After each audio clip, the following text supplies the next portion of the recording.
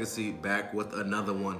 Today I'm going to talk about some tools per se that I believe can help make you a better gamer and can help you on your path to, if your end goal is to be a professional gamer, professional console gamer I should say. I think these tools can kind of help you on your journey. Now, a little disclaimer, I will let you know, these tools will not be an instant success. You know, you're not going to pick up one of these tools and all of a sudden go from being the bottom of a barrel to the console version of Ninja. You know what I mean? It's just not going to happen.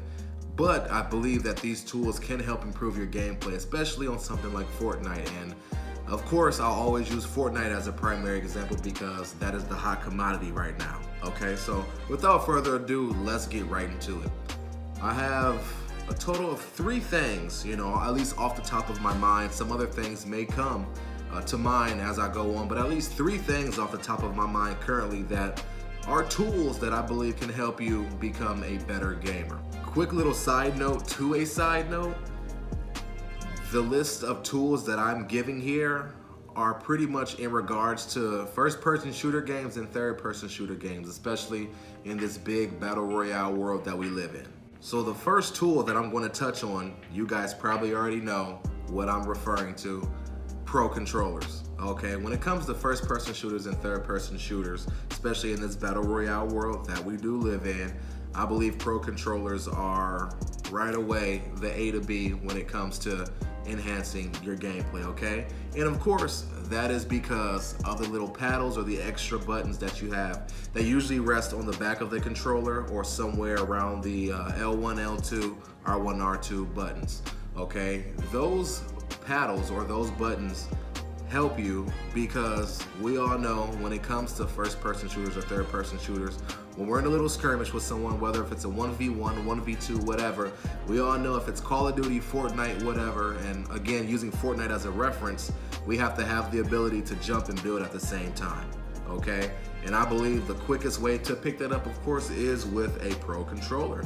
You know, assigning the jump button to one of those paddles or one of those extra buttons will give you the ability to jump and shoot at the same time, or jump, shoot, pull out your materials all without having that right thumb leave that analog stick. So you can be as precise as you want to be, or as precise as you can be, hit your shots, lay your builds down, and keep on rolling. You know what I mean? So of course, I do believe grabbing a Pro Controller for the extra buttons or the extra paddles is a way to go. It is a tool that may be deemed necessary for some. The con to that, of course, is the price that it is for a Pro Controller. Your cheapest Pro Controller you can find out is probably the Nacon Revolution, and that ranges anywhere. If you go on eBay to get one brand new, you might find one 110, 120 bucks. I can't recall what they retail at, but that is probably your cheapest Pro Controller. Then you also have the Razer Raju, the first edition, which is 130 to 150 if you get it eBay, Amazon, whatever. You know, then you have all those SCUF controllers, which are the I would say premier controller, but we all know if you look at my other videos right now, SCUF is in a whole lot of crap right now. But those are the ones that are, what's the word I'm looking for? SCUF controllers are the most recognizable Pro Controller, I should say, with the SCUF Infinity FPS Pro, the SCUF Impact, and the controversial SCUF Vantage. Those are the Pro Controllers right now that you have accessible. And again, they range anywhere from 120 to 200 plus. You know, so if you have the money to drop one on the Pro Controller, on a Pro Controller of your choice, then by all means, go for it, okay? The second tool, I would say, is necessary somewhat if you're looking to up your ability when it comes to gaming on console, or if you're looking to shoot to becoming a professional gamer, is I believe that everyone should invest in a pair of these babies right here. Those Control Freaks. That is the number 2 tool that I will refer to, okay? Not so much this Control Freak. You can peel this off. I know whenever I play with a standard controller, I only have one Control Freak on, and that's that longer one. So if you take a peek right there, that sucker allows for my right analog stick to be up a bit higher. You might ask me, Legacy, why? For what reason do I want to have a longer analog stick? All that's going to do is sit my thumb up higher, right? The reason why I love Control Freak so much is because it allows for more precise aiming, and if you're playing Fortnite, more precise placing when it comes to building. The reason being is because since the analog stick is higher, for me to want to put subtle movements in, I now have the ability to put subtle movements in, you know? If I want my character only turning to the left or turning to the right subtly, I have the ability to fine tune that a little bit more with that control freak, you know? In comparison to if I take that control freak off, by the way, they pop on and off very easily. If I want to get that little small movement, it takes a lot more thumb control to do it with this shorter analog stick. So a lot of times if I'm playing regular here, it's very easy for me to get startled and for me to hit the corner, you know what I mean? And now my character is turning left and right and up and down all over the place.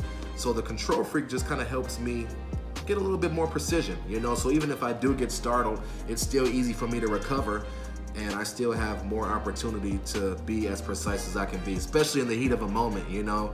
Whether if it's a shootout in Call of Duty and blackout multiplayer, or again, you're playing Fortnite, you're 1v1ing somebody, you're trying to land that precise 360 ooga booga shotgun shot, you know what I mean? You have the ability to have more precision.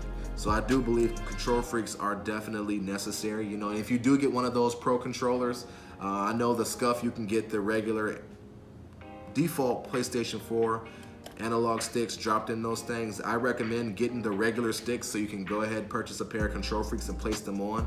I do not like SCUF, for example. I don't like the SCUF analog sticks because one, you can't place control freaks on them, and even if you grab the long concave or convex SCUF analog stick, it's still not as high as the control freaks that you can purchase off of controlfreak.com. That's control with a K and freak, F-R-E-E-K. Just plugging them in, you know, I'm not sponsored by any means, but control freaks are definitely the way to go. I feel like, again, the higher the analog stick is, the more precision you can get.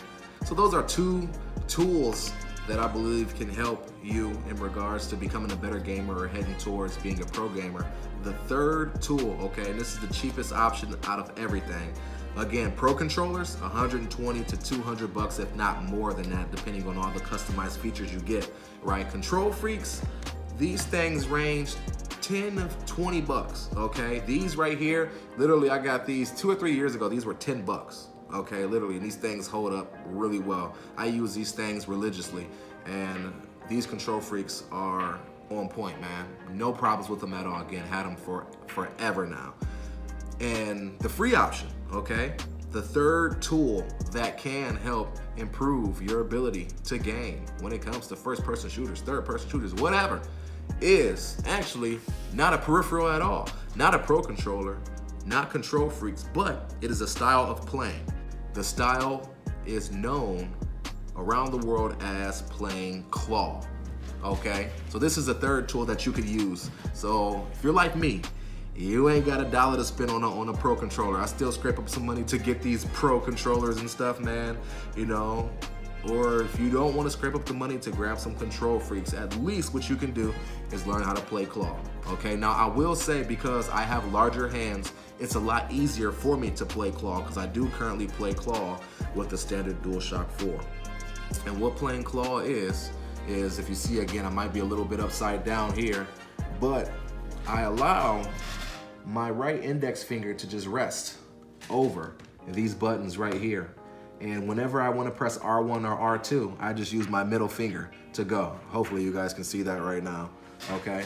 So when I'm holding the controller, if you just look straight on here, I'm holding the controller like this. Again, you may see it upside down here. So again, upside down, this is what we look like when we are playing claw. So now, whenever I want to press X to jump, I just go ahead, I can tap that X button to jump. I have no problem doing that. I can access my triggers, whatever, and I still have access to all my analog sticks, boom. So I can jump and I can still move my right analog stick. My thumb does not have to leave the stick at all to jump, to pull out my mats if I'm playing Fortnite, reload, go to pickaxe, press start, whatever. I think playing claw is, it's one of those things where when I first tried to teach myself to play claw, I hated it. For about 2 days, I'm like, dude, this sucks. I'm going back to standard. I'm going back to playing how I regularly play anything. And then it was literally just one day I took about a day or two break from gaming. And I came back when I picked up my controller. I'm like, all right, I'm gonna get some Fortnite in. And just naturally, my hands rested on the buttons like so. Literally, it was already ingrained in me. And from that day, I have not looked back. Playing claw is cool. So kind of how my setup is currently, I'll go ahead and I'll place that right control freak on. Again, so I have that extended analog stick. I play claw like this. So I still have my precise aiming, you know, do whatever I want to do, have a greater range of motion. If I want to, my X isn't assigned to jump. I actually have L3 assigned to jump, whatever. Those are my Fortnite peripherals. You know, yours may be different. So I actually have X assigned to crouch. So whenever I'm sitting here and I'm crouching, I'm crouch shotting somebody, whatever, I can just go ahead and spam X right here, do what I want to do, and shoot out. So that's the cool thing. Again, playing claw is free. You will see some people saying playing claw causes hand arthritis and things of that criteria. I don't believe it does. Unless you have really small hands, your hands will not be sporadically spread out. If you have really like small hands, I mean like baby hands, like the guy from Scary Movie 2, that little short hand. If you have a hand like that, I'm sorry if I offended anybody, sorry, no. But if you have a hand like that, then okay, I can see claw starting to become strenuous after a point in time. But again, I have larger hands, I'm a larger gentleman, so it's easy for me to play claw. This is comfortable. I'm not sitting here, this index finger isn't curled up tight. I'm just sitting here comfortably playing, enjoying my game. So all in all, man, in conclusion, those are 3 tools that I believe personally, again, this is what I believe, this is my opinion, you all may think otherwise, but these are 3 things that I believe can help you improve your game when it comes to first-person shooters, third-person shooters, things like that. Again, a pro controller, the most expensive option. You have your control freaks, cheap, pretty easy to get used to, and then you have the free option, learning how to play claw. You can interchangeably use those tools. You can use a SCUF controller, put control freaks on those things. You could play claw like I do and put the control freaks on, or you could just play claw by itself. You could play claw on a SCUF controller. Whatever you want to do, at the end of the day, your talent will shine no matter what on whatever game you decide to play, whatever game you decide to take seriously, and whatever you decide to do, you'll rock it out no matter what. I can guarantee that. That's all on this video. As I always say, if you enjoyed this video, please like, drop a comment, subscribe, hit the little bell notification button so you know when I post a new video. And down in the comments below, if you guys have any other pro tips or any other tools that you believe can help you improve your gameplay, or that can help you take that step towards being a pro gamer, drop them in the comments, man. Let's go ahead, share that love, share that knowledge. And this is Legacy. I'm signing out. Have a good one, and I'll see y'all later.